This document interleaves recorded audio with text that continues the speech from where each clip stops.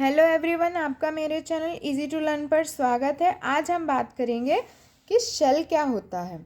तो जैसे कि हम जानते हैं किसी भी एटम में न्यूट्रॉन और प्रोटॉन उसके न्यूक्लियस में प्रेजेंट होते हैं और इलेक्ट्रॉन उसकी आउटर लेयर पर घूमते हैं। जो ये आउटर लेयर होती है इसे ही हम शेल के नाम से जानते हैं, जहाँ पर हमारे इलेक्ट्रॉन रिवॉल्व करते हैं या घूमते हैं।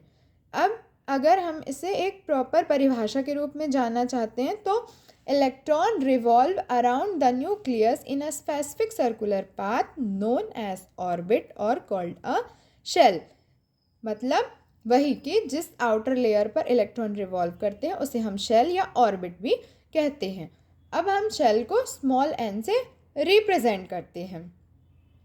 अब शेल कितने टाइप्स की होती हैं? तो सेल 4 टाइप्स की होती हैं। फर्स्ट सेल को के सेल, सेकेंड को एल, थर्ड सेल को एम और फोर्थ को एन सेल कहते हैं।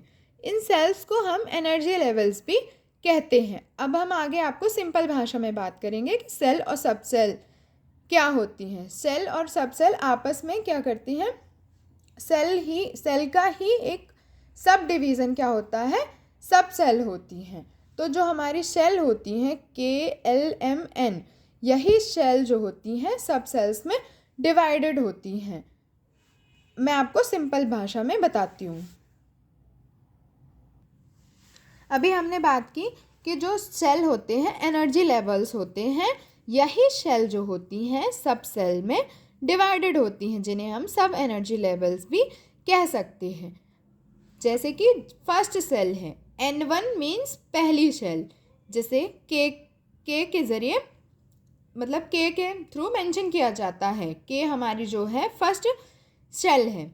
के सेल के अंदर एक सब सेल पाई जाती है जिसे हम एस के नाम से जानते हैं। जो हमारी N2 सेल है मतलब दूसरे नंबर की सेल, जिसे हम एल सेल बोलते हैं।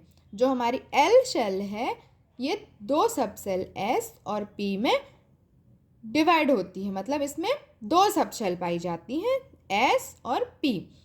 अब जो हमारी तीसरी सेल है एम सेल, इसके अंदर 3 सब सेल पाई जाती हैं एस पी डी। और जो हमारी चौथी नंबर की सेल है एन सेल, इसके अंदर 4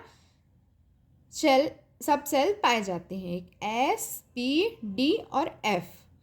इस प्रकार से जो पहली सेल है उसमें 1 सब सेल, दूसरी सेल में 2 सब सेल, तीसरी सेल में 3 सब सेल और जो हमारी चौथी सेल है उसमें 4 सब सेल्स पाए जाते हैं।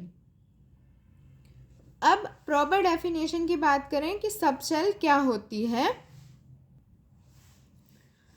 सब cell means a subshell is a substance of electron shell separated by electron orbitals. मतलब वही जो कि मैंने आपको इससे पहले बताया कि जो सेल होती हैं हमारी वो सब सेल्स में डिवाइडेड होती हैं। सेल हमारे एनर्जी लेवल्स होते हैं और उन्हीं का सब डिवीज़न कौन होता है? हमारी सब सेल्स होती हैं।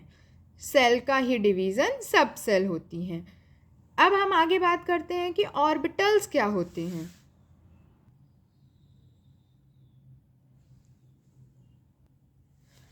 तो ऑर्बिटल्स क्या होते हैं? जैसे कि अभी हमने आपको बताया कि जिस पाथ पर इलेक्ट्रॉन रिवॉल्व करते हैं उस पाथ को हम शेल बोल देते हैं।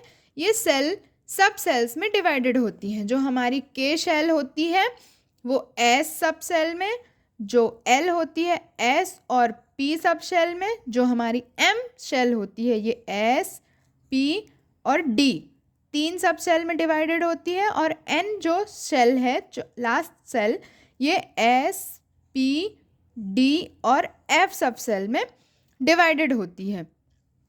अब हम बात करते हैं कि ऑर्बिटल्स क्या होते हैं। तो शेल, सबसे पहले शेल के अंदर सब सेल्स होती हैं और सब सेल्स के अंदर ही ऑर्बिटल्स पाए जाते हैं। जहाँ पर ऑर्बिटल्स मीन्स जहाँ पर इलेक्ट्रॉन के पाए जाने की सबसे ज़्यादा प्रोबेबिलिटी होती है उस एरिया को हम क्या बोलते हैं? ऑर्बिटल्स कहते हैं।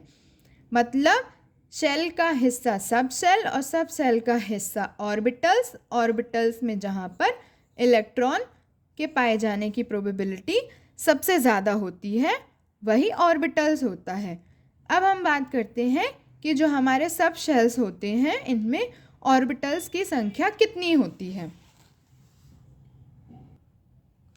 तो जो हमारी एस सब शेल है, एस सब शेल में एक ऑर्बिटल पाया जाता है, एक ऑर्बिटल पाया जाता है एस सब शेल में।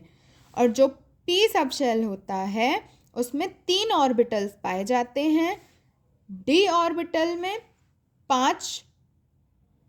डी ऑर्बिटल नहीं, डी सब शेल में 5 ऑर्बिटल्स पाए जाते हैं। और जो एफ सब शेल है उसमें 7 ऑर्बिटल्स पाए जाते हैं। इसका मतलब एस में 1 ऑर्बिटल, पी में 3 ऑर्बिटल, डी में 5 ऑर्बिटल और जो एफ सब शेल है इसमें 7 ऑर्बिटल्स पाए जाते हैं। अब हम बात करेंगे इन ऑर्बिटल्स में कितने इलेक्ट्रॉन रह सकते हैं। तो एक ऑर्बिटल में मैक्सिमम 2 इलेक्ट्रॉन रह सकते हैं। अब हम बात करेंगे कि अगर हम जानना चाहते हैं कि हमारी जो सब शेल है किस शेल का हिस्सा है, तो इसे हम जैसे फर्स्ट शेल है, फर्स्ट शेल का फर्स्ट सब शेल है, इसे हम फर्स्ट, सेकेंड को second subshell, third, fourth, इस तरीके से हम इन्हें मेंशन कर सकते हैं जिससे ये डिफ्रेंशिएट हो सकते हैं कि जो अगर 3s लिखा हुआ है, मान के चलिए अगर 3s हमने कहीं पर लिखा है या 4s, तो डिफ्रेंशिएट कैसे करेंगे कि ये जो s सेल है वो किस s सब सेल है वो किस सेल का हिस्सा है। तो अगर 3s लिखा हुआ है इसका मतलब ये हमारी थर्ड सेल की सब सेल है, कौन सी, s। मतलब 3s का मतलब कि ये तीसरे शेल की तीसरी सब सेल है। 4s लिखा हुआ है इसका मतलब ये चौथे शेल की सब सेल है। इस तरीके से हम इसे डिफ्रेंशिएट कर सकते हैं, पहचान सकते हैं कि हमारी जो सब सेल है किस सेल का हिस्सा है। इस प्रकार से जो सेल होती हैं, सब सेल होती हैं और ऑर्बिटल्स होते हैं आपस में कनेक्टेड होते हैं। सेल डिवाइड होती हैं सब सेल में, सब सेल के अंदर ऑर्बिटल्स होते हैं, इन ऑर्बिटल्स के अंदर इलेक्ट्रॉन के पाए जाने की सबसे ज़्यादा प्रोबेबिलिटी होती है। इस प्रकार से ये आपस में कनेक्टेड होते हैं। Thank you for watching.